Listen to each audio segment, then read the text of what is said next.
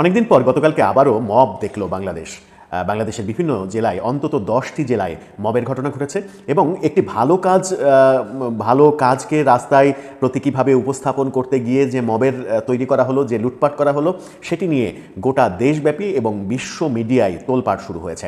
বাংলাদেশে গাজার পক্ষে, ফিলিস্তিনের পক্ষে, ইসরায়েলের বিপক্ষে যে প্রতিবাদ মিছিল সমাবেশ হয়েছে, সেটির আড়ালে মূলত যে মব হয়েছে, বিভিন্ন প্রতিষ্ঠানে আক্রমণের ঘটনা ঘটেছে, লুটপাটের ঘটনা ঘটেছে, সেগুলোই গণমাধ্যমে সবথেকে বেশি এসেছে।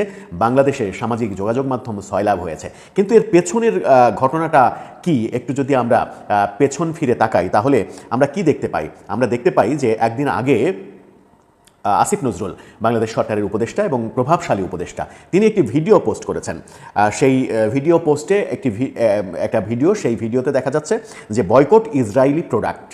সেখানে একটি শিশু ড্রামের তালে তালে কিছু পণ্য তার সামনে আসছে, সে ফেলে দিচ্ছে। সেগুলোর মধ্যে রয়েছে কোকাকোলা, কেএফসি, নেসলে, ডাব। এরকম নাম বললে আবার মব যারা করে তাদের জন্য আবার সুবিধা হয়ে যাবে যে নতুন নতুন আইটেম পেয়ে যাবে আক্রমণের। সেটা না করাই ভালো, সবগুলোর নাম না বলি, যেগুলো নাম বলে ফেলেছি সে পর্যন্তই থাক। আসিফ নজরুল সেরকম একটা ভিডিও পোস্ট করেছিলেন। পরদিনে আমরা দেখলাম যে গাজার সমর্থনে যে আন্দোলন হলো, মিছিল হলো, সেখান থেকে মবের সৃষ্টি হলো এবং সেখান থেকে কেএফসি আক্রান্ত হলো, বাটা আক্রান্ত হলো।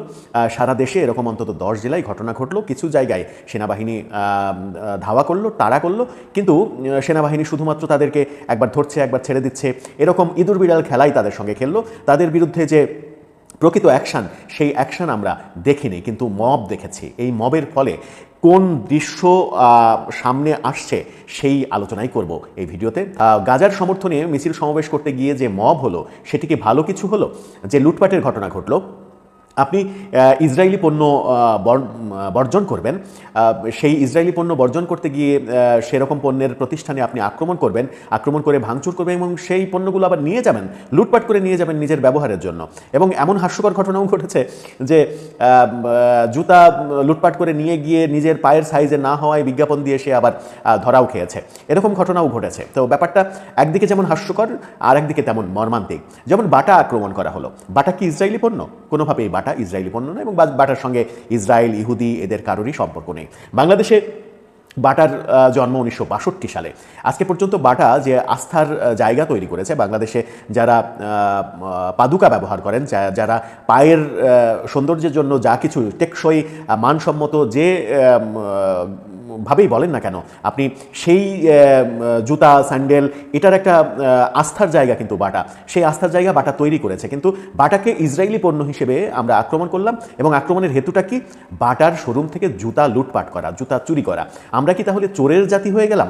আমরা যে চোরের জাতি হয়ে গেলাম না, আমরা যে চোরের জাতি না, আমরা যে মহান মুক্তিযুদ্ধের মাধ্যমে স্বাধীন করা একটা দেশ, আমরাই যে একমাত্র জাতি যে জাতি ভাষার জন্য লড়াই করেছি, সেই গৌরবময় ঐতিহ্যগুলো কি আমরা রিসেট বাটন দিয়ে সব মুছে ফেললাম? সেরকম দৃশ্যই কি আমরা দেখতে চলেছি? যে আলোচনাটাই মূলত যেতে চাচ্ছি সেটা হচ্ছে যে এই যে ইসরায়েলি পণ্য বয়কটের নামে সেই পণ্যের শোরুমে আক্রমণ করা, বাংলাদেশি ব্যবসা প্রতিষ্ঠান সেগুলোকে আক্রমণ করা, ভাঙচুর করা, লুটপাট করা, এই ঘটনাটা কেন ঘটলো? এই ঘটনার পেছনে কি কোনোভাবেই আসিফ নজরুল দায় এড়াতে পারেন? আসিফ নজরুল সরকারের একজন উপদেষ্টা, সরকারের একজন হয়ে তিনি কি এরকম ভিডিও পোস্ট করতে পারেন যে এই পণ্য বর্জন করো, যে পণ্যগুলো বাংলাদেশে নিয়ম মেনে ব্যবসা করছে, সেটা কি করতে পারেন? পারেন না, কোনোভাবেই পারেন না। তিনি তাহলে কি মবকে উস্কে দিলেন? এই যে স্বরাষ্ট্র মন্ত্রণালয় বলছে সারা দেশে 49 জনকে গ্রেপ্তার করা হয়েছে। হাস্যকর ব্যাপারটা, একেবারেই হাস্যকর যে সারা দেশে অন্তত 10টা জেলায় এই ঘটনা ঘটানো হয়েছে এবং 49 জনকে গ্রেপ্তার করা হয়েছে। স্বরাষ্ট্র উপদেষ্টা বলেছেন যে অতি উৎসাহী 2-4 জন এই ঘটনাটা ঘটিয়েছে। কিন্তু এই যে জায়গায় এই ঘটনাগুলো ঘটানো হয়েছে, সেই জায়গায় এই সমাবেশ মিছিল কারা করেছে সেটা কি স্বরাষ্ট্র মন্ত্রণালয় জানে না? কাদের নেতৃত্ব হয়েছে সেটা কি স্বরাষ্ট্র মন্ত্রণালয় জানে না? জানে, অবশ্যই জানে। তাহলে তাদের বিরুদ্ধে কেন ব্যবস্থা গ্রহণ করা হলো না? লুটপাটের নামে, ভাঙচুরের নামে যে কর্মকাণ্ডগুলো করা হলো এবং যে সকল পতাকা ব্যবহার করা হলো, যে সকল পোশাক ব্যবহার করা হলো, যে সকল লেবাস ব্যবহার করা হলো, তাতে কি বাংলাদেশ সরকার জানে না যে এরা কারা? তাদের বিরুদ্ধে কি সরকার কোনো অ্যাকশন নিতে ভয় পায়, নাকি সরকার এদেরকে এক ধরনের উৎসাহই দিচ্ছে যে এগুলো করো? সরকার হয়তো দিচ্ছে না, কিন্তু আসিফ নজরুল কি নিজের অজান্তেই ব্যাপারটাই উৎসাহ দিয়ে ফেললেন? এই আলোচনা কিন্তু চতুর্দিকে উঠছে। আসিফ নজরুলের সেই পোস্ট এখন পর্যন্ত ফেসবুকে রয়েছে, সেই এই ভিডিও যখন করছি তখন পর্যন্ত ফেসবুকে রয়েছে যে তিনি ইসরায়েলি কিছু পণ্য বয়কটের একটা ভিডিও শেয়ার দিয়েছেন। তারপর দিনই গতকালকে আমরা এই মবের ঘটনাটা দেখলাম। এই মবের ঘটনাটা যখন দেখলাম তখন নানা প্রশ্নই কিন্তু সামনে আসছে। আসিফ নজরুল ব্যাপারটাকে উস্কে দিলেন কিনা, এই মবের জন্য আসলে দায়ী কে? আসিফ নজরুল বিভিন্ন পণ্য বয়কটের যে ভিডিও পোস্ট করলেন, এরপরে কেএফসি এবং বাটা শোরুম ভাঙচুর করা হলো, লুটপাট করা হলো, সরকার 49 জন গ্রেপ্তারের কথা বলছে, কিন্তু এই 49 জন গ্রেপ্তার এটা আইওয়াশ কিনা? পুলিশের কোনো অ্যাকশন দেখা গেল না, দু এক জায়গায় সেনাবাহিনীর অ্যাকশন দেখা গেল, সেনাবাহিনী আসার সঙ্গে সঙ্গে সবাই পালিয়ে গেল সেনাবাহিনীর ভয়ে, কিন্তু সেনাবাহিনী হাতের নাগালে পেয়েও অনেককে গ্রেপ্তার করেনি, ছেড়ে দিয়েছে। এই ঘটনাগুলোও কিন্তু আমরা দেখেছি। সরকারি থেকে তিনি এরকমভাবে উস্কে দিতে পারেন কিনা, এরকম ভিডিও পোস্ট দিতে পারেন কিনা, এই প্রশ্ন সর্বত্র তৈরি হয়েছে। এই ঘটনাটা কখন ঘটলো? যখন বাংলাদেশে বড় আয়োজনে বাংলাদেশ সরকার ব্যাপক ঢাকঢোল পিটিয়ে বিশ্বের বিভিন্ন দেশের বিনিয়োগকারীদের সম্মেলন করছে, এবং আগামীকাল এই ভিডিও যখন করছে তখন পরদিনই আগামীকালই প্রধান উপদেষ্টা এই বিনিয়োগকারীদের সম্মেলন উদ্বোধন করবেন। তাহলে বিদেশি বিনিয়োগকারীদের কাছে কি মেসেজ যাচ্ছে? তারা কি বিনিয়োগ করবে ভবিষ্যতে বাংলাদেশের ব্যবসার জন্য? 5 আগস্টের পরে, গত বছর 5 আগস্টের পরে, সরকার পতনের পরে আগের তুলনায় আগের বছরের চাইতে এই চলমান এই কয়েক মাসের হিসাব করলে দেখা গেছে যে বাংলাদেশে বিনিয়োগ কমেছে 71%। ভয়াবহ অ্যামাউন্ট এটা। 71% বিনিয়োগ কমেছে, বিদেশি বিনিয়োগ কমেছে। এই অবস্থার মধ্যে এই বিনিয়োগ কমার কারণ কি? এই বিনিয়োগ কমার কারণ হচ্ছে রাজনৈতিক অস্থিতিশীলতা।